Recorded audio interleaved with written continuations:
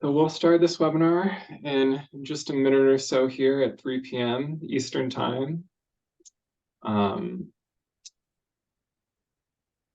Just a little pre-starting the webinar background. The League has been taking a look at speed limits and speed management policy for a while now. We're really excited to be talking about this publicly. It's been a long time coming for us, and we want to make speed management something that we are supporting at the state and local and individual and all levels going forward. We really see speed management as a key to the safe system approach in the United States, and really as a missing point of emphasis in a lot of the work that has been happening in the United States. So we think if we can embrace slow roads as a life-saving measure, we can make progress towards Vision Zero in a way that we haven't made progress in the United States in the past. And with that little bit of preamble, we are at 3 p.m. So we're gonna get started. Thank you everyone for attending the Slow Roads Save Lives webinar from the League of American Bicyclists. I'm Ken McLeod, the policy director for the League of American Bicyclists. I am joined by Natalie Draisin from the FIA Foundation and Amy Cohen from Families for Safe Streets. I'm very excited to get to their presentations and have a conversation with them. But first, I've got a few slides of my own. So excited to present them to you, and welcome to our webinar. So I'm excited to talk about slow roads today, as it harkens back to one of the first campaigns of the League of American Bicyclists when we were created in the 1880s. At that time, bicyclists were some of the fastest road users, and the Good Roads campaign was a signature campaign of the League. Ultimately, a petition was delivered to Congress asking for paved roads and the creation of a federal roads department as part of that Good Roads campaign. Nearly 150 years later, with bicyclists' deaths at a 45-year high, we see a need to specifically lift up slow roads as good roads, as roads where people are unlikely to die if they are hit, and as places that people value. For decades, our road design and speed limit setting frameworks have been car-focused rather than safety or people-focused. We believe that designing for the safety of people is not optional, and to make progress towards safer, more sustainable, and thriving communities will require reframing for people and safety first. The League recognizes that our streets are a product of a layered social environment made up of individuals, agencies, elected officials, and others who all play a role in whether our culture embraces and produces safer streets. We will not have an effective traffic safety culture that supports slower, safer streets if those layers do not align and support safer streets together. As a national organization, we are excited to work with others to address each level of our social environment and build a slow roads movement. Slow roads must come from the bottom up and the top down. Currently, the League sees many top-down policies preventing safer streets, especially at the state level, where laws and policies place barriers between residents demanding slower speeds and the ability of agencies to meet them. We believe that if we remove those barriers and amplify bottom-up demands, we can shift our traffic safety culture to support slower, safer streets. Today, we are asking for people to embrace their role as individuals in this social environment by taking a pledge. As drivers, we can recognize our control of our own speed and our ability to embrace slower speeds. With this pledge, I encourage you to think about how it feels to drive slower, how it feels to drive the speed limit, whether you feel pressured by others to speed, whether you notice a difference in your travel times when you drive slower. and how you can use that reflection to talk to others about consciously and intentionally embracing driving slower. I've been living this pledge for several months now, but I will take it and read it again now. As an individual driver, I, Ken McLeod, support the Slow Roads Saves Lives campaign, and I pledge to embrace slower speeds by speaking up for the value of slow speeds, which reduce dangers to everyone by limiting the physical forces of potential crashes. Driving 20 miles per hour in my neighborhood on the blocks where my family and neighbors live, walk, and play. Driving with an intention of speed limit compliance at all times, and recognizing that I control the speed of my vehicle, and supporting transformational policy and roadway designs which help make roads slower and safer for everyone. Ultimately, we have a goal of 20-mile-per-hour streets, where a person hit by a person driving the legal speed limit has a 90% chance of survival. We believe 20-mile-per-hour streets should be legal, planned for, and more common. We want speed limit compliance to be a critical part of roadway design because the risk inherent to higher speeds is recognized as one of the most important things to manage for traffic safety. We want to celebrate our safest streets and the reasons that slower speed limits are common for schools, parks, and places where the safety of people comes first. I am honored to be joined by two amazing people working to make that future a reality today.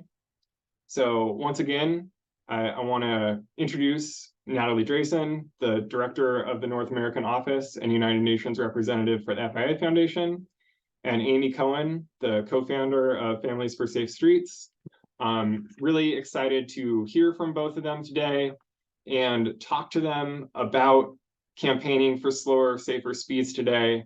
I think I did a bad job of talking to you before we got on the call about who goes first.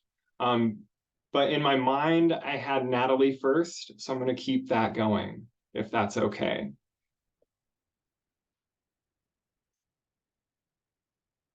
And you should be a host now. It would help if I unmuted myself. I was just going to say that's absolutely fine with me. But I don't for a second, by going first, want to diminish Amy's experience and her powerful voice. It is people like Amy who are why I'm in this space, and you'll shortly understand why that is. But I just want to say that if you're only going to pay attention to one of us, pay attention to Amy. Anyway, here is my my presentation. So I'm very, very happy to speak with you all today. And I'm really thrilled that you're focusing on this. So I just want to thank you for that. A little bit about who we are at the FIA Foundation. We are an activist philanthropy, and we function all around the world. We really focus on what Ken was just talking about, which is slow speeds, particularly where children live, learn, and play. And we see that as not just a human right, not just for children, but for everyone, but also integral to fighting climate change, preventing obesity, promoting health in general, improving our mental health. There's so many benefits that we see from cycling, and you all know exactly what they are. So I am one of you, and that's why I'm really excited to be chatting with you. Once upon a time, I did a crazy thing where I cycled from Baltimore to San Francisco to raise money for cancer research. It was 4,000 miles. It was the most amazing 63 days. And we really learned about the kindness of strangers in this country and general feelings around bike safety. But what I also really learned firsthand was that we do not have the infrastructure to protect cyclists. They are not a priority. Every year, someone gets very hurt or killed on a ride, and it does not have to be that way. And that is what I am trying to change through my position. So I'm also excited to talk to you because I bring an international perspective, and I can tell you that for the first time, we have alignment between a global strategy that's focused on slow speeds and our own US road safety strategy. Slow speeds are really at the heart of this. So if you go on DOT's website and you look, you will see safe systems, which at the heart of that is slow speeds, as the focus of their approach. So today, I hope that I can share with you some examples of what we've seen around the world and some ideas for what you can do. So I'm going to start with Vision Zero for youth. You might have heard of Vision Zero, this idea that there should be 0 deaths on the roads, right? And the way we get there is, as Ken was saying, slow speeds. Just if you remember your basic high school physics class, you slow speeds down, you reduce impact, you have a greater chance of survival, right? It's very simple.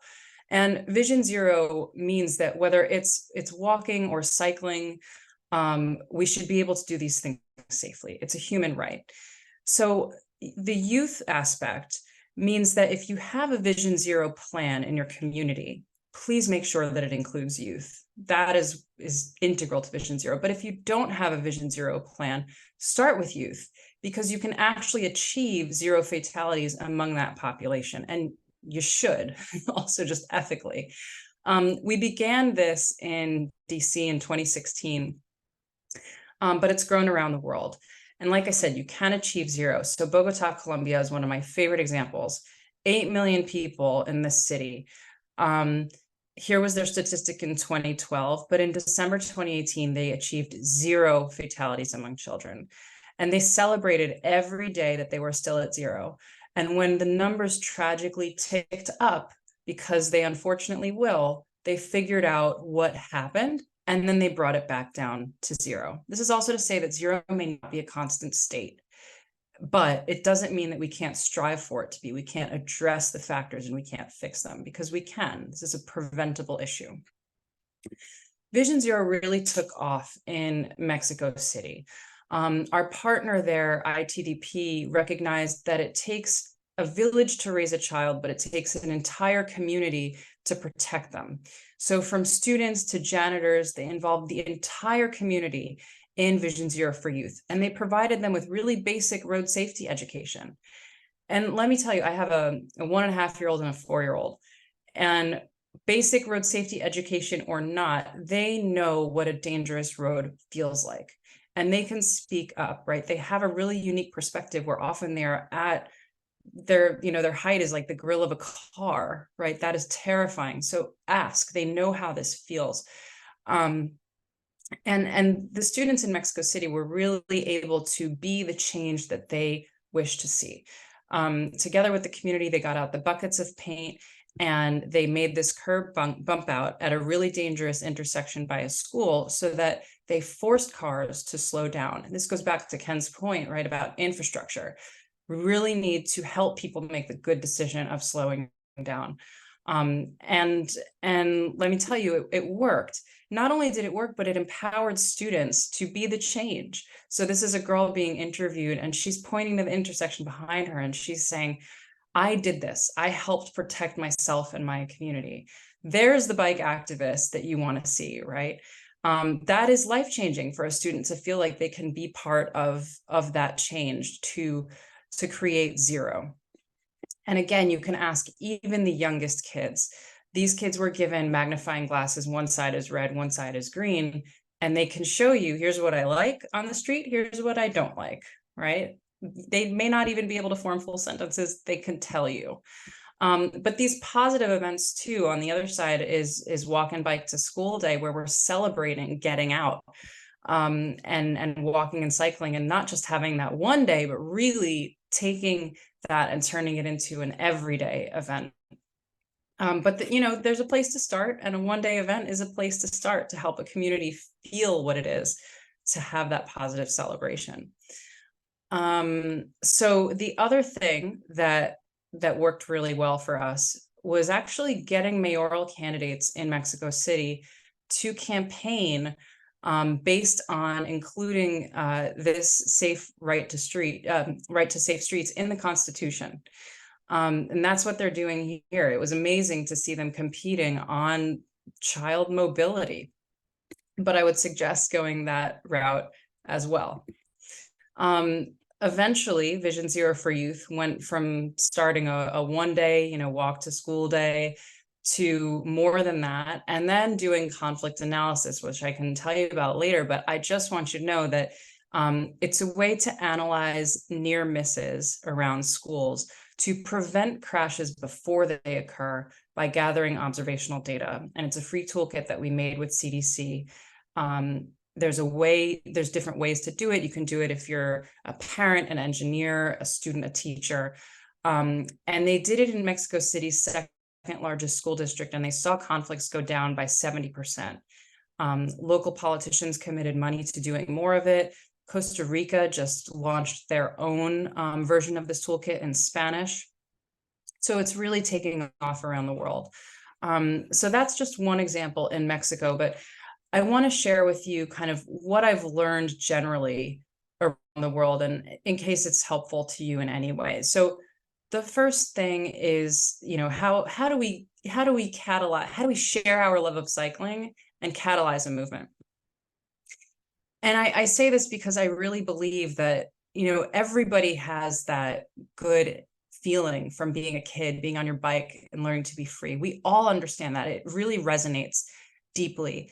And I really believe that sharing that is key to increasing our demand for safe infrastructure and spreading slow speeds around the world, because it's the only way to cycle safely is low speeds, right? So the first thing we need to do is we really need to gather data. Waiting for the crash to happen and then slowing speeds down is reactive. That's not safe systems as it is in the national plan for road safety. No one wants to be the parent who is no one's going to volunteer their kid to be the kid who's going to be in a crash, right? Let's not have any more parents like that. We need to prevent the crash in the first place. So these are two ways to collect data: the traffic conflict technique toolkit I just suggested, and IRAP star ratings for schools, which is an app that can help you identify risky infrastructure and put data points on it to suggest safer infrastructure and present that to a politician. You all love cycling. That is why you are here. Share the love, right? You probably heard of a bike bus. So a responsible adult leads children to school on a bike. What a fun way to get to school. Kids arrive ready to learn. They got some of the energy out. The community comes out and they're excited. And remember during COVID, how isolated we all felt, right? America has a loneliness problem. And it's the kids who are not connected to the community who we really, really need to help. It's the kids whose parents are working like 4 jobs and they don't have time to take them to school. Those are the kids we need to pick up on a walking or a biking bus, right? Because it doesn't have to just be biking. So there's a guy in Portland named Sam Balto, and I suggest that you follow him on Twitter or TikTok or whatever your social media platform of preference is. He came up with fantastic legislation that pays the leaders of bike buses just the same way you'd pay a school bus driver to lead a bike bus. What a no-brainer, right? If you can volunteer, great, but not everybody can. And the ones who can't are the areas with people who can't volunteer are the areas that we need the most help, right? Pay those people. So that's one idea. If legislation is your thing, there you go. But lead a bike bus, help kids get to school in a fun way. It makes demand for slow speeds, right? It helps people show what happens, what fun happens when we have the slow, safe speeds that our kids can get out and our community can get out. These visible, inclusive events are just so important.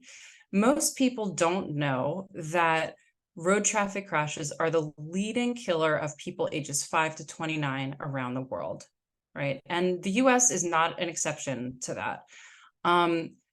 but having these celebratory events as well, where we can celebrate how good it feels to get out, are so important to addressing that epidemic on wheels.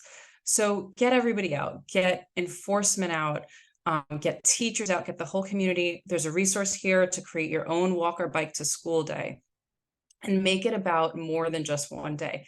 Have a temporary change, right, that day, where maybe you have some infrastructure to help people slow down, and the community can see what it feels like. Later, it can become permanent. You don't have to take the big jump to permanence immediately. It can be a step-by-step approach.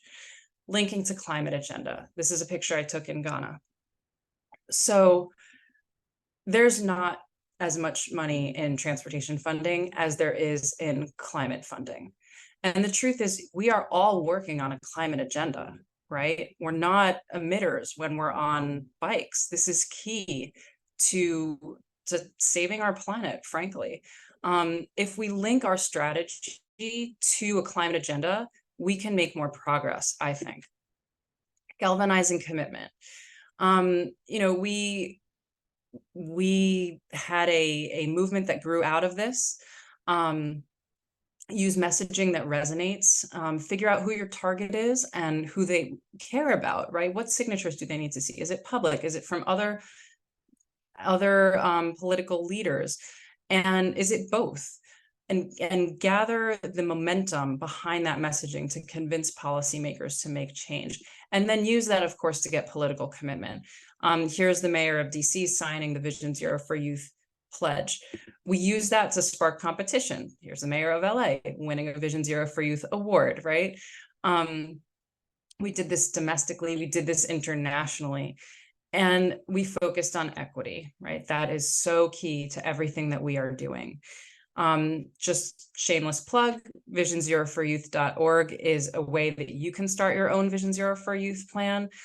We do have leadership awards that are opening in the fall, and here are the criteria that we look for. You know, your 20 miles an hour, school zones, quick build, equity, climate, what we just talked about.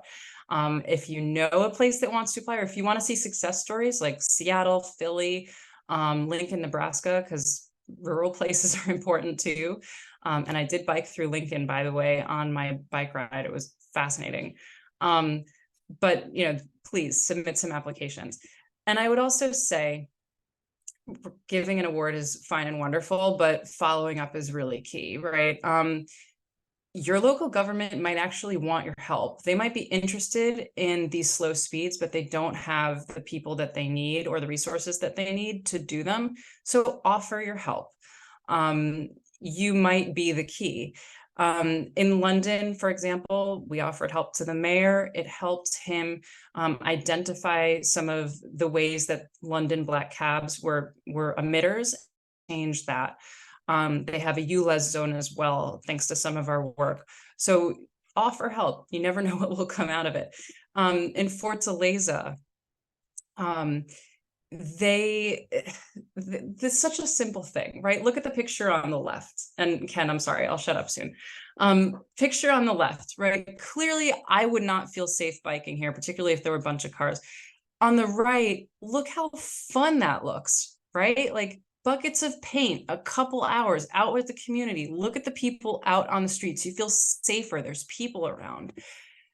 Streets that are safe for kids are safe for everybody. It is very plain and simple. I have seen people make speed humps with baobab tree trunks, okay? Or like take old tires and put them in the sidewalks so that you can't get your motorcycle on the sidewalk. There's so many simple, low-cost solutions. And this is the point that I really want to drive home. Please don't just suggest that people slow down, force them to slow down, right? I am from New Jersey. Speeding is in my blood.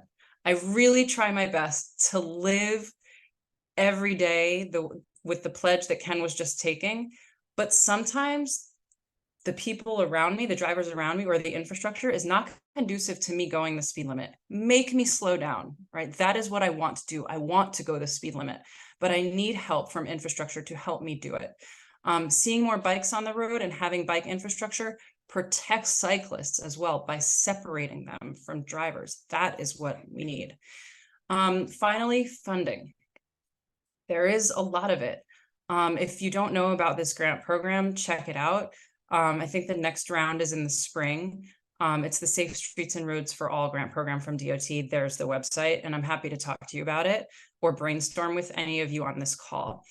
Cycle wrap, road assessment program. If you want something to assess the infrastructure of your road for cyclists specifically and target high-risk locations and give you ideas for how to fix them, cycle wrap is your thing. This is something we fund that I'm happy to talk to you about more too, but data collection, great tool. Just an example of what it does. I don't want to take too much time. The last thing is there's a report we came out with that might be helpful to some of you. It's about the benefits of protected bike lane networks and how they pay for themselves. They reduce emissions, other great things that they do. Just might be helpful. Have it on your radar. There's the website. And the data around the emissions that they prevent. So finally, I just want to say thank you. We need people like you who are interested in slow speeds, willing to fight for them, because I know it is politically contentious, and who understand that that is how we are going to save lives. There is a global movement. I am happy to connect you with very specific examples or partners around the world, but I am here to help you. So please reach out, and thank you for what you're doing. Thank you, Natalie. The part about being from New Jersey and the need to change our physical environment to force people to slow down, I really feel like, since kind of living and marinating in this pledge and kind of intentionally trying to drive the speed limit, drive slower, it is incredible the social pressure you feel from other drivers to speed, and you have to kind of actively resist it and understand that when it's a one-lane road, you are the person who controls your speed. You have that power to go the speed limit. You know, in Virginia, we don't sign a lot of streets to be 20-mile-per-hour speed limits. Our default is 25 in neighborhoods. My neighborhood street is a 25-mile-per-hour street. I go 15 to 20 because I know there are families using that street. There are kids on the sidewalks, and they might run out. It's something that I can do as a driver to protect others, so I do it. I need to make Amy the host, and just would also second how amazing Amy is as an advocate, and I'm so glad she could be here today. Well, thank you. I am just moving so I can start my slides. Thanks, Ken. Thanks, Natalie. So I'm going to focus a little bit more very specifically just on speed limit. Obviously, there is so much we need. The safe system approach is safe speeds, safe roads, safe vehicles. And I'll use this as a time to make a plug for intelligent speed assistance, speed limiters to manage speed as well. But today I'm just going to very briefly present on our fight for safe speeds, and really wanted to allow a lot of time for questions. So I have a fairly short presentation. I'm going to talk a little bit about Sammy's Law, why 20 miles per hour, just share a little bit about our support services, because I know many of you know out there, people like me, and then how you can help. So Families for Safe Streets, you know, I often describe us as the group no one should ever have to join. We all lost a family member in a traffic crash or suffered a life-altering injury. And it's a horrific number. 46,000 people last year, like me, lost a family member in a crash. Millions suffer life-altering injuries. So Families for Safe Streets, our mission is to prevent, my thing is right in the middle, to confront the preventable epidemic of traffic violence through advocacy and support. And we chose those words very intentionally. We're not willing to deal with the complacency that is around us, that we still call them accidents, that as if there is nothing we can do about this crisis. We push back and confront that complacency because this is preventable. We started in 2014 in New York City. Like I said, all of our members have been personally impacted, but we are now growing as a national movement with chapters across the country and individuals fighting alongside us. So here you can just get a sense of where we have chapters. And what happened to my slides? And where did everyone go? I lost the share. Let me go back. I still see your screen. It's on the Los Angeles Walks chapter. Ah, how did that? Oh, because probably one of them was hyperlinked. So sorry about that. Thanks for noticing. Okay. There we go. You're back. All right. So this is my story. I feel like I've, shared this with probably many of you who are on the call today, but October 8th will mark 10 years since my son Sammy was killed. He was 12 years old. He was in 8th grade.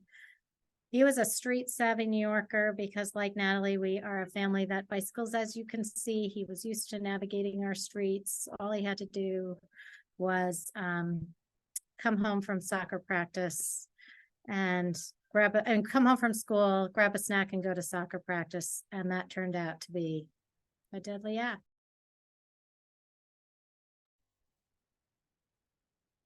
So, like you, we cycled everywhere. I biked to work for many years. So did my husband. And just a few weeks before Sammy died, he did a bicycle ride with my husband, 100 miles around New York City. At mile 75, Gary called me. I was like, oh, I don't think we're going to make it. Sammy's lying on the ground. I don't think he's going to be able to do the last 25 miles. But not Sammy. He was determined. He pulled himself up and he's like, what? I'm not a quitter. And he did those last 25 miles. And so I fight for him because he was so determined. And I know this should never happen to anyone else. So these are just some numbers because every time I see a new chart like this, I feel like I have to include it in every single presentation. We perform horrifically compared to every industrialized nation. Twice as much as Canada, 4 times as much as almost all of Europe, and they've made improvements and we have not in terms of roadway safety. We just have so far to go. And as you can see on the list, the most recent statistic by the CDC, out of 28 high-income nations, we had the highest crash death rate. How horrible is that? We have so far to go because these are not accidents. So, just some stats on the higher the speed, it's really common sense, the more deadly it is. If you are crossing the street, at 20 miles per hour and you are hit, you're very likely to survive. The driver who killed Sammy was probably going more like 40, 50 miles an hour. A year after Sammy was killed on the exact same street, right in front of our home, 5-year-old boy was out on the street and was struck and hit in the same location. We had lowered the speed limit. That driver was going slower and he survived and Sammy did not. So why are so safe, slower speeds safer? There's some things that are, in addition to obviously the impact, a few other factors I do just want to point out is that when you're going faster, you have a narrower field of vision when you are driving. You also have a lot less capacity to stop. So the slower you go, you really have an ability to prevent that crash in the first place. So I just want to share a little bit about our fight for lower speed limits in New York State. But then really I'm going to stop sharing my screen because I know we're going to have a little bit more of a dialogue and I want to be able to take your questions about our lessons learned from these campaigns and things like that. So nearly 10 years ago, right after Sammy died, I started speaking about the need to lower our speed limit. My husband had said to me, we had just come back from vacation in London. Only this was London where they had just lowered the speed limit as part of their New Vision Zero initiative. Sammy would still be alive. So we launched a fight really months after Sammy died, that picture on the top left, demanding that New York City have authorization from Albany to lower its speed limit to 20 miles per hour. 20 is plenty.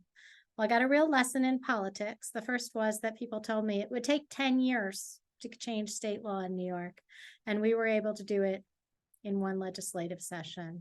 no, we were not going to wait 10 years, but we were forced to compromise. So instead of 20, New York City was granted authorization to lower its speed limit to 25. There we are with Governor Cuomo signing the bill. We gathered a lot of data showing how effective lowering the speed limit was. And then we were able to replicate that bill to outside of New York City. So the rest of New York State now has authorization to lower its speed limit to 25. But a few years ago, we said we need to rectify that compromise that we made. And I was very honored that the sponsoring senator decided to name the bill after Sammy. So Sammy's Law will give New York City more control over its speed limits and be able to lower it to 20 on appropriate streets.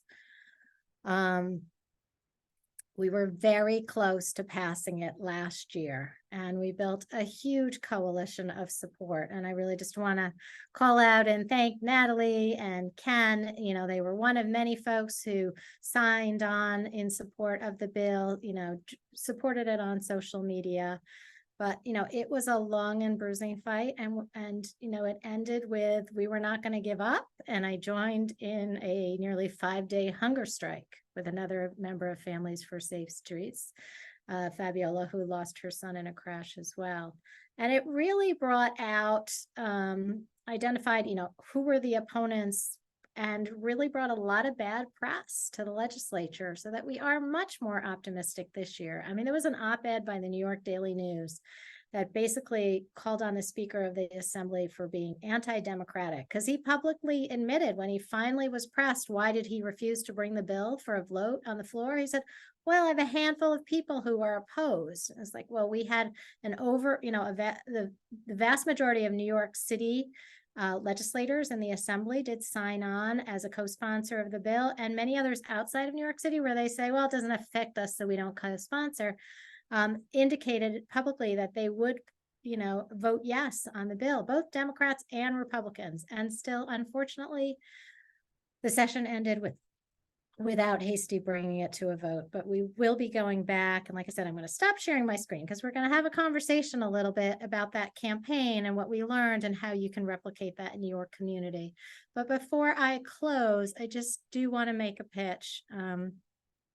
When Sammy died, we were just forming as Families for Safe Streets, and we didn't have any formal support services, but we did create a very informal network, and I leaned on somebody who I regularly attribute with, it's still hard, saving my life. This is a very long and hard and painful journey.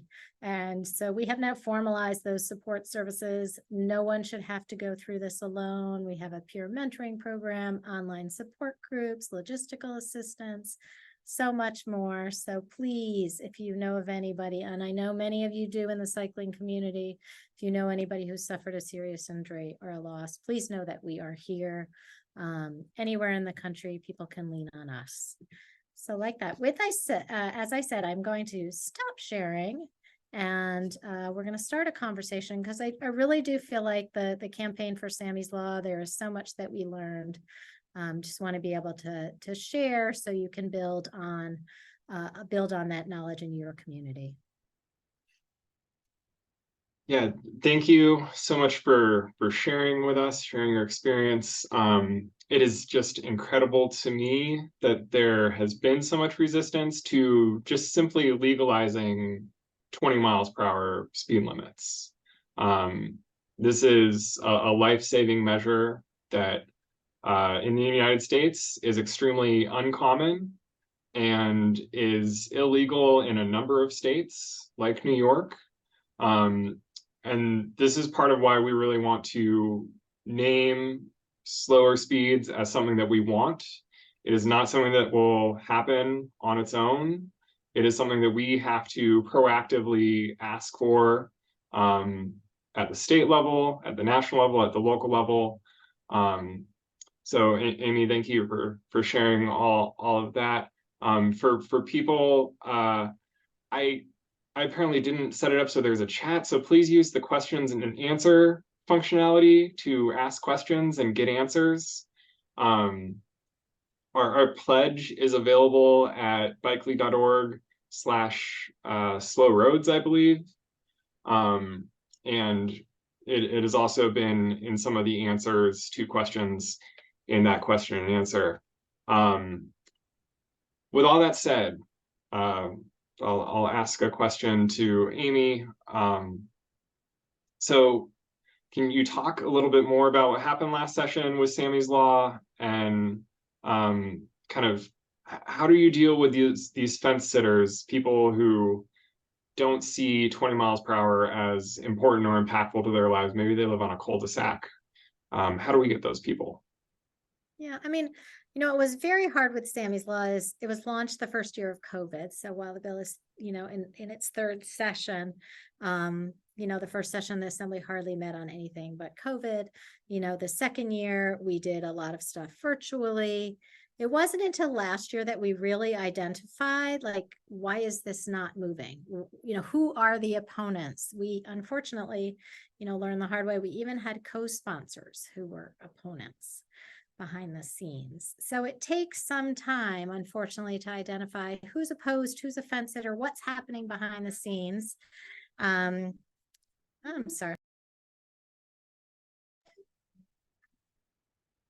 Sorry, my music somehow just went on by itself. Anyway, so by identifying who your opponents are, or those people maybe who you can sway and haven't come out on one side or the other, which we call the fence sitters, that's like the start of the work. And now the real work begins of building support in their community of who they listen to, right? Who's either donating to them, who's the big hospital in their neighborhood that, if they found out the hospital wasn't supported and putting pressure, we did, as part of this campaign, get half a dozen hospitals in New York City signed on in support, but not necessarily ones in the right neighborhoods. Now we know the neighborhoods that we have to be organizing around, the civic organizations, the big employers, the trauma hospitals who are often standing with us. So it's really important as part of this work to build a coalition. We are sharing our stories as the part of a tip of an iceberg. We give them moral authority. We come out and we say, you have to do this, but you have to have the rest of that support behind you. Other people like you who are cyclists, who care, organizations who will stand with you, who will make that call to the decision maker, who is, putting in a call behind the scenes to the speaker to not bring the bill for a vote on the floor. You need to apply that pressure in many creative ways. And, I'll just go into that, those creative ways really include like some of the crazy tactics that we have undertaken over the years. It is hitting the streets for, vigils, rallies, but sometimes it even takes more than that. And that is why we, escalated it to the hunger strike, because it is those efforts. We've done crazy things like we did for a previous effort to get speed cameras in New York City. There was one opponent that we finally identified.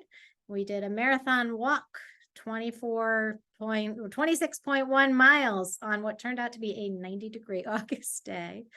5 of us who had lost our children all day just walked around his block. I forget how many, laps that was, but, a lot. And all day long, press came out and wanted to see what was happening. And it really, like the hunger strike, like the marathon walk, like our acts of civil disobedience and our 24-hour vigil, these things not only get media attention, but really help galvanize a movement of all those people standing behind us, other organizations, other individuals, to say we need this change, because we cannot do this alone.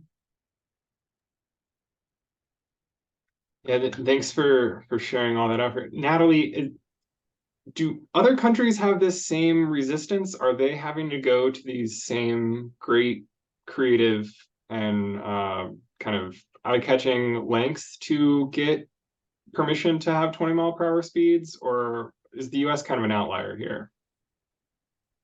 Yeah, in the US, we do like to think of ourselves as an exception. And we are in a lot of ways, right? We like our freedom. We like our freedom to speed. We have larger cars than lots of other countries, which means that when you are speeding, you are more dangerous, right? That's a whole other conversation. but we're not an exception in that many of us don't like to slow down. And like I said, it's not necessarily that you don't like to slow down. It's just really hard sometimes to slow down too, right?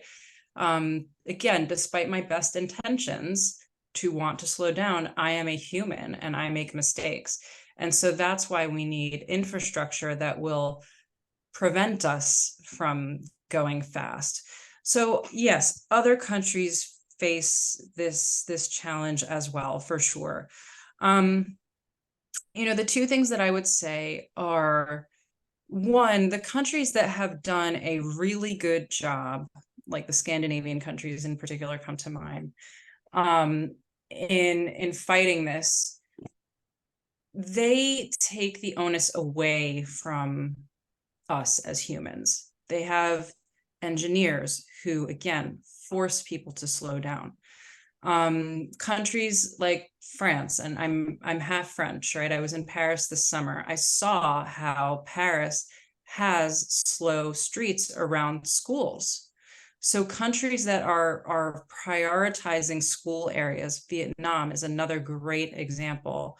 Prioritizing school areas. Those are the countries that realize that starting with children, and this is what Amy's been talking about too, is a battle, but it can be a winnable battle, right? It's a battle that we should never have to fight, but it can be a winnable battle. And it takes time, right? Sammy's Law is an excellent, unfortunate, to say the least, example of that, but we're making cracks in the ceiling. If you think about your city and you think about a school area and you draw like a radius around that area, you have slow speeds around those schools. And then you've got another school and another school, you start to really protect the whole community.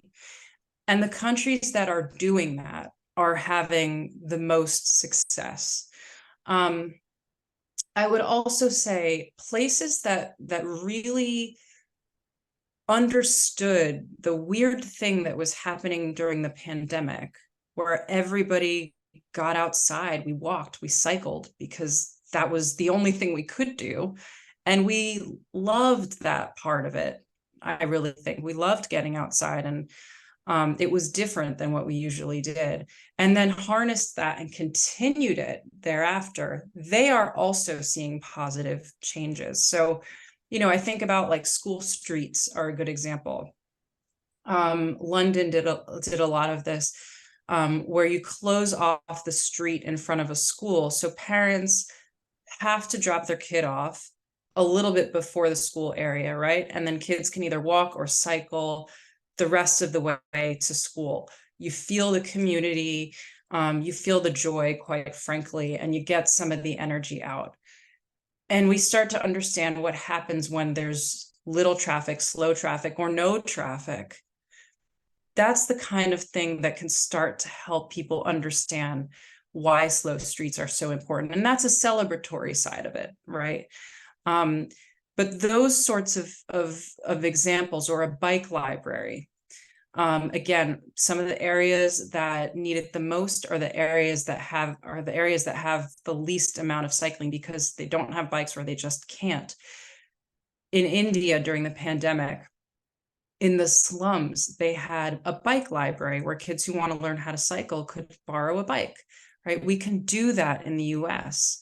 DC teaches second graders how to bike. We can do that. So tying it into education, I think, is also really key to making that connection with slow streets. Great.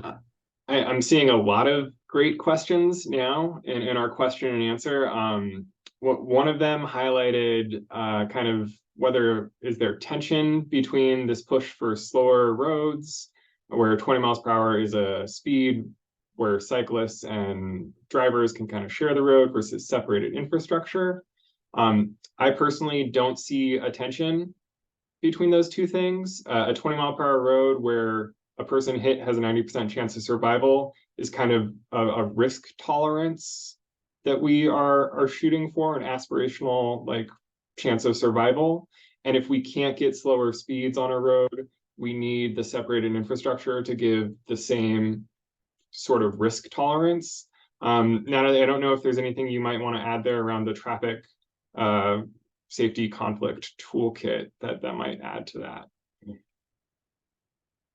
Sure. I would say, you know, is there tension between the two? No, right. The ideal is that you have complete separation. You can't get hit by a car, just not possible, right? And the way you do that is you either remove the cars entirely or you have separated infrastructure for cyclists. In lieu of that, if you have to mix with cars, make it slow enough so that if you do get hit, you don't have a serious injury or it is survivable, right? That would be safe systems and Vision Zero. Traffic conflict technique, you know, I would just say this for that. One example that really sticks with me for this is when I went to Sweden in like the middle of winter, which was miserable, to stand out there with my little speed gun and learn how to do traffic conflict analysis. You know, I'm going to show you the image. This is the image that sticks in my mind. Okay. Can I share my screen real quick? So sorry, I think you gotta. Yeah. Okay. Should be good now. Thank you so much. So traffic conflict technique is about figuring out whether we as humans interact with infrastructure in a safe way. Okay. So you can't see me freezing my little fingers off, but I'm behind the camera and I'm looking at this intersection. And I wonder what you all think of this. To me, my initial thought was, that looks great, right? Cool, Swedish infrastructure, love it. But if you stand there long enough with your speed gun, what you realize is that the speed cushion is just wide enough so that cars can speed up. They can go over, then speed up, then hit the crosswalk. So you see all these near misses. So we have to think about how we as humans are interacting with infrastructure that might feel safe. And until you go out there and you analyze it and you collect the data, you may not necessarily realize it. You may also put infrastructure in place with the best of intentions, right? Similarly, you might install a crosswalk at a school. And again, if you do conflict analysis in front of the school, you'll see that that's not actually where kids want to cross, right? So you need a crosswalk where they actually want to cross because they're not going to take the safest way. They're going to take the easiest way. And we have to meet them there. So that's my plug for traffic conflict technique. I have no vested interest in this toolkit, by the way, just FYI. My goal is that it's helpful. We've piloted it in Mexico, Ghana, and Vietnam. I think there's a lot of potential for it to work in the US. I mean, we developed it with a government, with the CDC, right? So I think I hope one of you will be inspired today to use it. Because if we can do that around schools, I think we can make a really significant dent in installing safe systems in this country. Yeah, and I think I've seen a couple of things in the questions and answer about DOTs just kind of being dismissive of these safety concerns or being uninterested in engaging with 20-mile-per-hour speed limits. And it's a real contrast to see that kind of attention to detail that there is a crosswalk, there is a speed cushion, but is it functioning well enough to actually provide safety? And that's a massive shift in priorities from thinking about, will this road be congested in 20 years, which is what a lot of departments of transportation in the United States currently prioritize, versus, is this safe enough for children to want to use it? Is it in the right place for them to use? And does it accomplish slowing traffic down? With that, I want to ask Amy, there's a couple questions here. One is just, does Families for Safe Streets reach out to family members, or do family members come to them? Do you have a relationship with Right of Silence or that kind of other ecosystem of victim advocates? Sure, I'll answer those on Survivor myself. Oh, one more advocates. question in the chat that I wanted to answer as well. So we do have a team of social workers who are available to do that initial consultation and support people and link them to a peer mentor and engage them in our support groups. You know, we don't typically get phone numbers of a family member. Typically what happens is they come to us. So if you know anybody you want to pass along contact info, you know, we are happy to make that first call, or they can call our helpline, or everything is on our website, familiesforsafestreets.org. I also saw a question about, you know, intelligent speed assistance, and I did just want to elaborate on that a little bit. The current push, there is a push that we are a part of with America Walks and others. I think the league is a part of that, for the Safe Fleets Challenge, encouraging that your municipal fleets install intelligent speed assistance to you know, have that impact on your roadway or all your municipal vehicles driving the speed limit. That said, it is not the only approach. So we have just worked with one of our champions in the state legislature in New York to introduce a bill that we really think can be a model for other states as well. And it's basically building on, you know, the ignition interlock that drunk driving movement has pushed for many years. Basically, repeat speed offenders who get a lot of either speed camera or live police tickets. It's that top of the, you know, the worst 2% of drivers, that the $50 fine for a speed camera ticket or another a live police ticket doesn't seem to change behavior. It does do it for the vast majority of people, but those repeat offenders tend to also be disproportionately representative of people who are killing and injuring people. And so we are supporting and advocating for legislation that would mandate the use of intelligent speed assistance in repeat offenders. They would have to go and have it installed on their vehicle as a post-market product, the same way that people get an ignition interlock device. And, you know, I was really struck by this quote that I just want to share. You know, Wales was just adopted 20 miles per hour in all of its municipalities. And the Prime Minister had this quote that I really loved. And it is related here to the ignition interlock connection. You know, he said, I remember a time when breathalyzer was introduced and how many people thought it was a crazy idea. They thought it was okay to spend their night in the pub and then to drive. But, you know, we'd never think of going back to that now, right?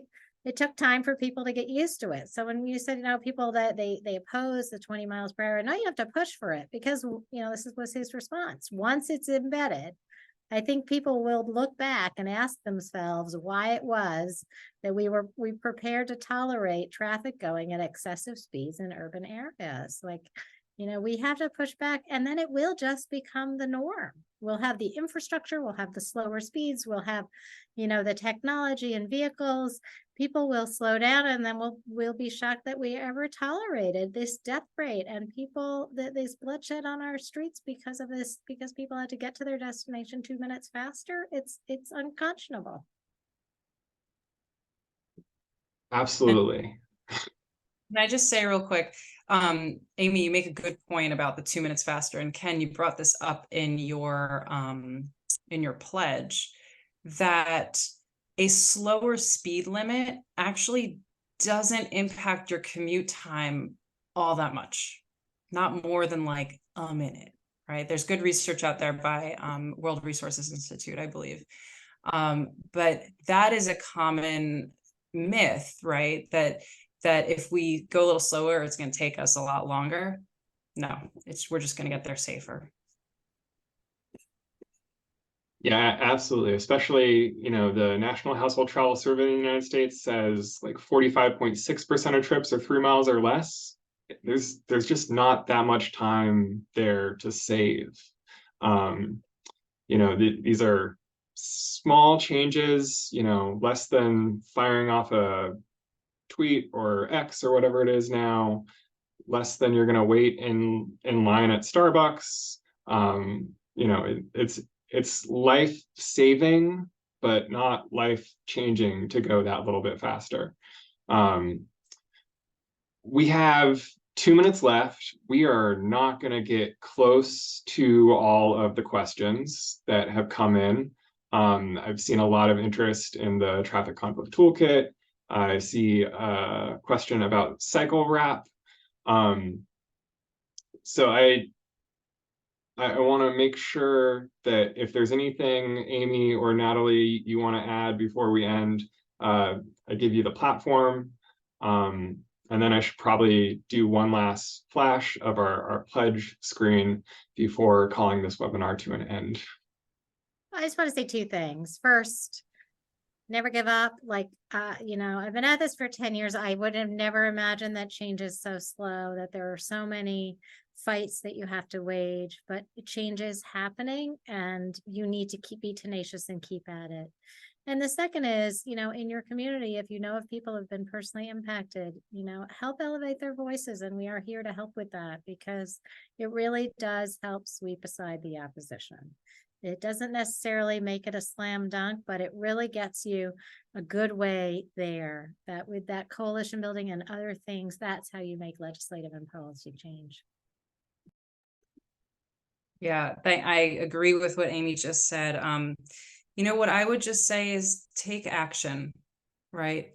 You get it. All of you get it. You took the pledge. How do we convince the people who don't get it and who aren't going to take the pledge, right? Personally, I would start with kids. There's nothing better than seeing a whole horde of kids biking to school in the morning. Can you go out and start a biking school bus, right? Sam Balto's got the tools to do it. Can you do it in my community? Because I have to figure out how to do it, right? How that will convince people because they will see it and they will feel it, and then they will unconsciously take the pledge, right? That's what we want. And how can that help us convince people to put in the infrastructure that will force us to take the pledge, right? Help us all slow down. We want to do it. We need to work as a community to get us there. And I think that you really are the leaders in all of this. So thank you. Thank you for that. So I'm going to show where people can take the pledge on our website. Slow Roads Saves Lives. Take the pledge, show up on the map, be part of our movement for slower roads. I think it's really important, like when you think of that joy of that bike bus, or you think of kids playing around a school and building up that joy and community, that's what slower roads are about. They're about places that people want to be outside with each other, sharing that joy. I think we need to kind of break this dynamic where we are stuck in our vehicles, kind of gripping the steering wheel in stress, trying to get somewhere that little tiny bit faster.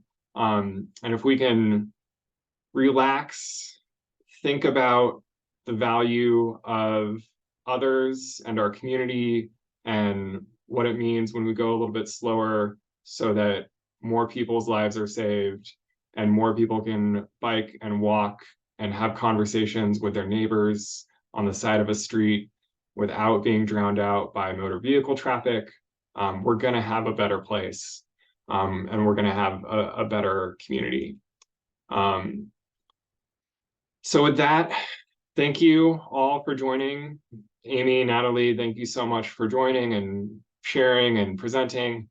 We're going to be talking about slow roads for coming months, years, I'm sure, because this is a long-term battle for how we build streets, why we build streets. And we really think slow roads are good roads, and we need more of them. So thank you, everyone. Thank you so much for having me.